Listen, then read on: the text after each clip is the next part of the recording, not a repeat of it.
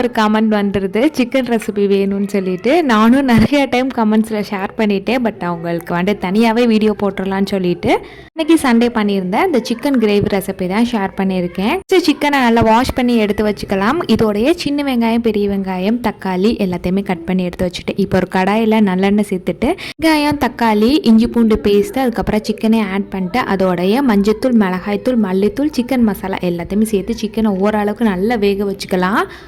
மசாலா அரைச்சி போடுறதுக்கு குட்டி கடாயில் கொஞ்சமாக எண்ணெய் சேர்த்துட்டு வரமல்லி, சோம்பு, சீரகம், மிளகு, கொஞ்சமாக கருவேப்பிலை, துண்டு பட்டை, ஒரு கையளவு நிறக்கடலை, அரை மூடி தேங்காய் எல்லாத்தையுமே சேர்த்துட்டு நல்லா வறுத்துட்டு ஆராய்ச்சி இல்லை ஃபைன் பேஸ்ட்டாக அரைச்சி எடுத்துக்கலாம். இப்போ நம்ம வேக வச்ச சிக்கன் வந்து நல்லா வெந்து வந்துடுச்சு. இப்போ நம்ம அரைச்சி வச்சிருந்த தேங்காய் பேஸ்ட் தேவையான அளவுக்கு தண்ணி ஊற்றிட்டு நல்லா கொதிக்க வச்சுக்கலாம். டெஸ்ட் பண்ணிட்டு ஒரு மூடி போட்டு மூடி வச்சுக்கலாம். எனக்கு லைட்டாக உப்பு பத்தலை, உப்பு மட்டும் சேர்த்துட்டு ஒரு 5 மினிட்ஸ்க்கு நல்லா கொதிக்க வச்சுட்டேன். எல்லாம் பிரிஞ்சு வந்து கிரேவி சூப்பராக ரெடி ஆயிடுச்சு. ஃபைனலாக கருவேப்பிலை, கொத்தமல்லி தூவி ஆஃப் பண்ணோம்னா சூப்பராக சிக்கன் கிரேவி ரெடி.